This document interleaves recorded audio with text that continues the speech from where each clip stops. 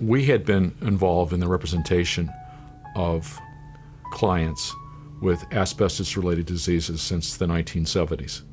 We started noticing in the early 90s clients of ours who were being treated by Dr. Sugarbaker and his team were starting to see them live longer. And not only did they live longer, but the quality of their life was considerably enhanced. And it's gotten better and better, and there's a reason for it. I mean, he has quite a team here. What we wanted to do was to build a program that essentially had three components. Number one, we wanted to focus and bring together researchers in the Harvard area to provide state-of-the-art therapy. The second part really is to build a support group to help patients get to Boston, stay in Boston with almost complete support from nutrition to chaplaincy and everything in between. And lastly, it's really an educational program to try to educate patients and families as to what they can expect around this diagnosis, because for patients and families to deal with mesothelioma is extremely difficult. And because funding for mesothelioma research is so scarce, particularly from the federal government, we turned to the mesothelioma community at large and asked for support to create such a program. And Michael Thornton and Thornton Gomez stepped up to the plate immediately, both from a financial standpoint, but also from a personal standpoint. Well, we're humans too. We develop close bonds with our clients and their families.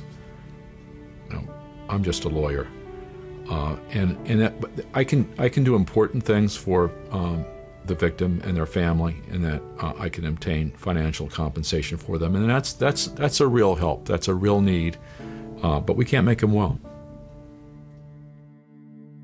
I would say that there's been remarkable strides over the last 2 decades. The primary goal for the program for itself, and the primary goal for each patient for themselves, is quality life extension leading to a cure. We have patients who are out 5, 10, 15, 16 years who are leading us, who show us the way, who show us which treatments we're using are of benefit to patients.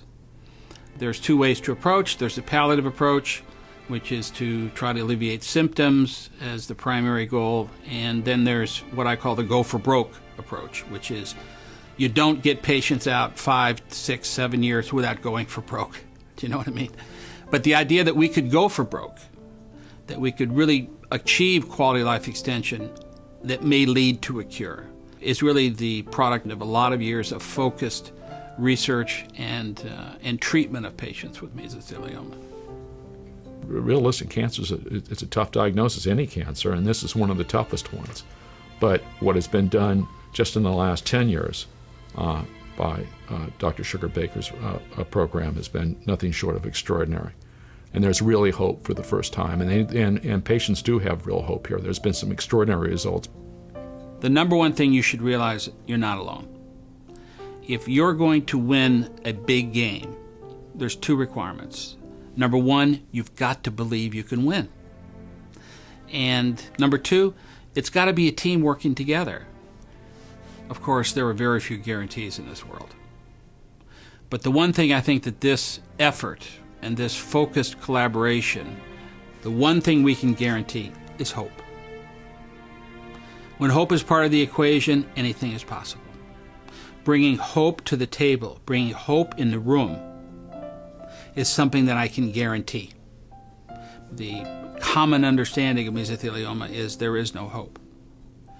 But I would point out to every patient with this diagnosis that feelings are not facts.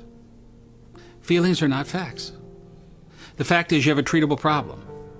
It has been done. You can do it. Let's get together and make as hard a run at it as we possibly can. Let's go for broke. I want to sincerely thank you for the opportunity and the privilege of being associated with the IMP program at Brigham and Women's. Thank you, Mike. Thank you, David.